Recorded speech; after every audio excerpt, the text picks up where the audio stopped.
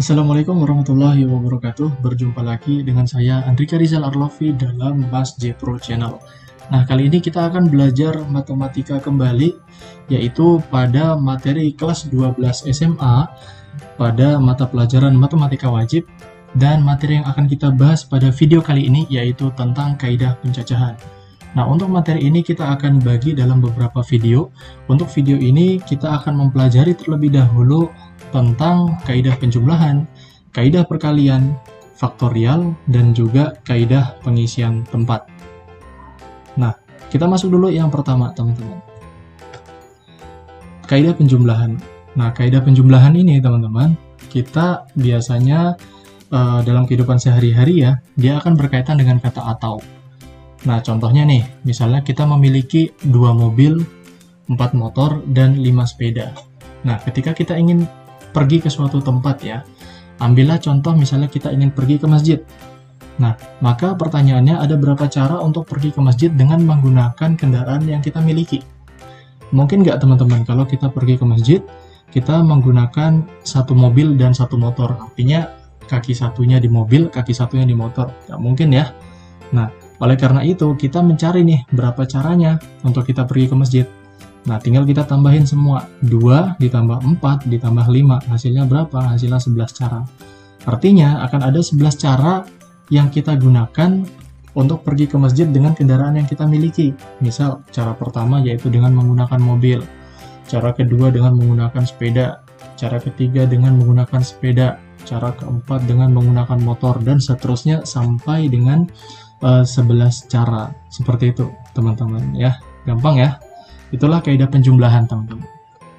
Yang kedua, kita akan belajar tentang kaidah perkalian. Nah, kalau kaidah perkalian ini, teman-teman, dia akan berkaitan dengan kata dan. Contohnya gimana? Contohnya nih, kita memiliki 2 topi, 4 baju, 5 celana, dan 1 sepatu. Nah, dalam menjalankan kehidupan sehari-hari, teman-teman, mungkin nggak kira-kira kita hanya menggunakan topi saja, tetapi kita tidak pakai baju, celana, dan sepatu? Nggak mungkin ya. Nah, mungkin nggak kita menggunakan baju saja, tapi kita tidak menggunakan celana, topi, dan sepatu? Nggak mungkin juga. Nah, jadi kita pasti menggunakan topi, baju, celana, dan sepatu dalam satu rangkaian ya. Nah, bisa nggak kalau misalnya kita hanya pakai baju dan celana saja, kemudian topi dan sepatunya nggak? Sebenarnya bisa ya. Dalam kenyataan bisa, tetapi dalam soal ini, permisalahan ini, itu ada topi, baju, celana, dan sepatu ya, persis seperti gambar ini ya, gambarannya seperti ini, artinya dia dalam satu paket. Bisa jadi cara pertama itu kita pakai satu topi ya, topi A, kemudian baju A, celana A, sepatu A. Nah, cara kedua bisa juga kita pakai topi B, baju A, celana A, sepatu A. Nah, atau cara ketiga bisa jadi satu topi A, kemudian baju B, celana A, sepatu A. Jadi seperti itu ya. Kalau itu kita jabarkan, itu kepanjangan teman-teman ya. Oleh karena itu kita bisa menggunakan kaidah perkalian. Dengan cara gimana? Dikaliin aja. 2 dikali 4 dikali 5 dikali 1. 2 dikali 4, 8. 8 dikali 5, 40. 40 kali 1, ya 40 ya. Jadi ada 40 cara yang dapat kita gunakan untuk menjalankan kehidupan sehari-hari ya. Kita gunakan apa-apa saja seperti itu. Masih mudah ya. Oke. Nah, teman-teman, ini yang mulai kita akan masuk ke dalam perhitungan sedikit. Kaidah perkalian dia akan berkaitan dengan faktorial, teman-teman. Nah, apa itu faktorial? Nah, faktorial ini seperti ini, teman-teman ya. Faktorial ini ada syaratnya. Syaratnya itu n-nya lebih dari 0. Kenapa n lebih dari 0? Supaya nilainya tidak negatif, teman-teman. Nah, untuk faktorial sendiri itu seperti ini persamaannya ya, atau bentuk umumnya. N faktorial sama dengan n dikali n kurang 1 dikali n kurang 2 dikali seterusnya, kemudian sampai endingnya adalah dikali 1, sampai hasilnya mendapatkan angka 1, teman-teman. Nah, contohnya nih, 5 faktorial sama dengan 5 dikali 4 dikali 3 dikali 2 dikali 1. Sama dengan berapa? 5 kali 4, 20. 20 kali 3, 60. 60 kali 2, itu 120. 120 kali 1, 120. Gitu teman-teman ya. Nah, ini tentang faktorial. Jadi dia akan terus turun gitu ya, turun sampai endingnya adalah 1. Nah, tinggal dikalikan hasilnya 120. Oke, sekarang yang jadi pertanyaan teman-teman adalah ini ya, 5 faktorial ini kan 5 kali 4 kali 3 kali 2 kali 1 ya. Kira-kira boleh nggak kalau misalnya kita tulisnya seperti ini? Nah, 5 faktorial sama dengan 5 kali 4 kali 3 faktorial. Bisa nggak? Bisa ya teman-teman. Oke, bisa. Kenapa? Karena kalau 3 faktorial ini kita lanjutkan, berarti kan 3 kali 2 kali 1. Sama juga ya, seperti ini. Gitu. Yang penting teman-teman hati-hati, di sini harus tetap ada tulisan faktorial. Kalau teman-teman hanya tulis 5 kali 4 kali 3 saja, maka ini nanti salah. Tapi harus ada faktorialnya juga, gitu ya teman-teman. Oke, nah untuk contoh lainnya nih. Nah, misalnya, susunlah abjad dari huruf K, A, M, dan U. Nah, ini bisa juga kita cari dengan teknik faktorial ya. Kalau kita lihat jumlah hurufnya ada berapa? Ada 4 ya. Maka N sama dengan 4. Kalau kita hitung, susunan-susunan dari abjad ini kan bisa jadi KAMU, bisa jadi KUMA, bisa jadi MUAK gitu ya. Jadi banyak banget. Nah, kita bisa cari semua itu dengan teknik faktorial. N sama dengan 4, maka 4 faktorial sama dengan 4 kali 3 kali 3 kali 2 kali 1. 4 kali 3 berapa? 12. 12 kali 2, 24 ya. 24 kali 1 tentu 24. Maka dari 4 huruf ini kita bisa menyusun abjad ini secara acak-acakan sampai dengan 24 jumlahnya. Seperti itu teman-teman ya. Oke, gampang ya. Nah, kita lanjut ke yang berikutnya, yaitu kaidah pengisian tempat. Nah, pada kaidah pengisian tempat ini teman-teman harus perhatikan dengan baik-baik. Kalau untuk gampangnya, insya Allah gampang, tetapi teman-teman harus fokus di sini. Nah, kita langsung masuk ke contoh soal saja. Di sini ada angka 2, 3, 5, 6, 7, dan 8. Nah, kita disuruh buat nih. Buatlah bilangan 4 digit dengan ketentuan sebagai berikut. Yang pertama harus beda, yang kedua harus beda dan genap, yang ketiga harus beda lebih dari 5.000. Nah, kita bahas dulu yang pertama. Ketentuannya 4 digit dan harus beda. Nah, kita lihat, di sini harus beda. Kita buat 4 kolom, teman-teman. Ini aslinya tidak ada ya, tidak ada semua angkanya. Kita buat 4 kolom. Nah, kenapa 4 kolom? Karena dimintanya adalah 4 digit. Nah, setelah itu, teman-teman, kita lihat ada berapa angka di angka-angka ini, ada bilangan berapa saja. 2, 3, 5, 6, 7, dan 8. Artinya ada berapa angka? Ada 6 ya. Ada 6 bilangan atau 6 angka. Oleh karena itu, yang memuat angka ataupun kotak pertama ini pasti salah satu dari ke-6 angka ini, teman-teman. Ya, entah itu 8, entah itu 7, 6, dan seterusnya. Oleh karena itu, kita taruh di sini angka 6. Ingat, 6 di sini bukan berarti angka 6 yang ini ya, teman-teman. Beda. Ya, 6 ini berdasarkan angka-angka yang kemungkinan akan masuk pada kotak digit pertama. Paham ya? Paham. Oke, kita lanjut ke kotak digit kedua. Kotak digit kedua, kita lihat. Tadi dari 6 angka, kita sudah mengambil satu angka nih. Kita sudah ambil satu angka. Anggaplah angka 8 yang memenuhi kotak pertama.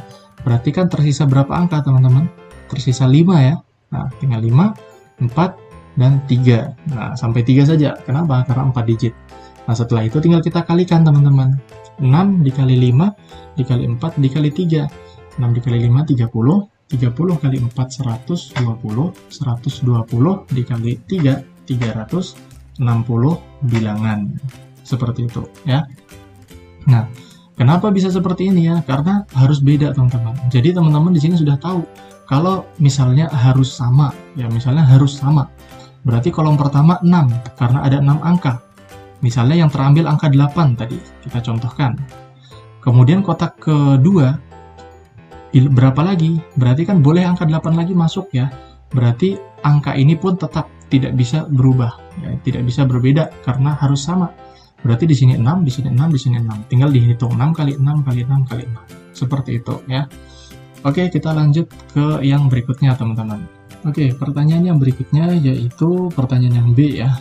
Harus beda dan genap. Nah, di sini beda, teman-teman ya. Kalau tadi yang pertama harus beda, hanya beda saja. Sekarang yang kedua itu harus beda dan juga bilangan genap.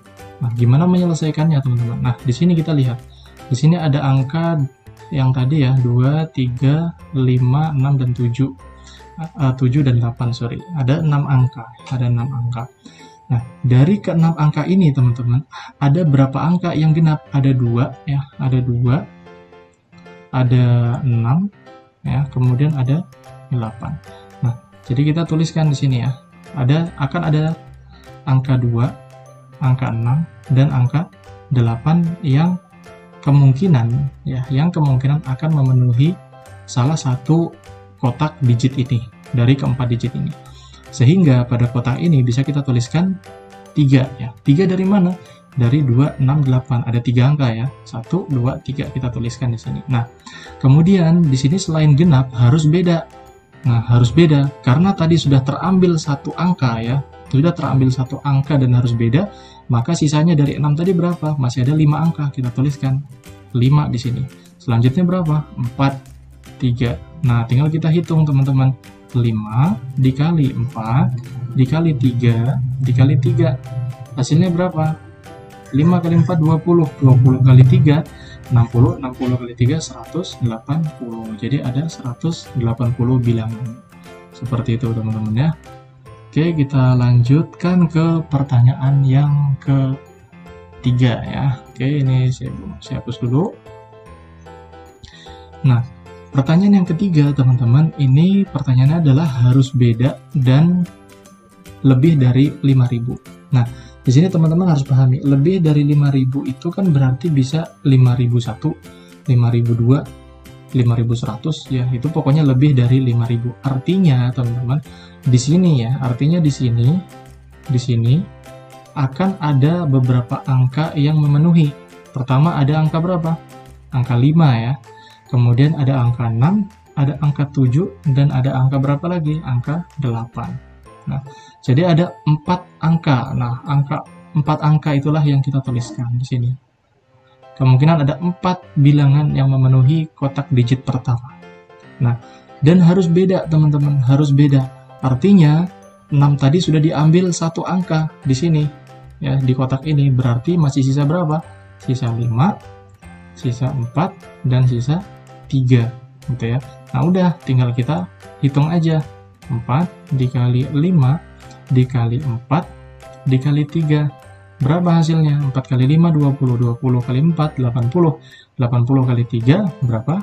240. Jadi hasilnya 240 bilangan. Seperti itu teman-teman ya. Gampang ya? Gampang. Baik, itu tadi teman-teman materi kita pada video kali ini. Semoga dapat bermanfaat bagi kita semua. Materi yang kita bahas kali ini baru kaidah penjumlahan, kaidah perkalian ataupun faktorial, serta kaidah pengisian tempat.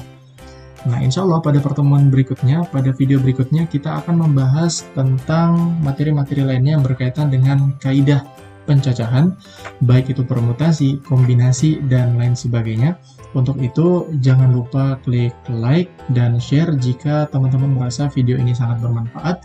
Dan jangan lupa klik tombol subscribe dan juga notifikasi di sebelahnya ataupun tombol loncengnya agar teman-teman tidak ketinggalan update video terbaru dari channel ini.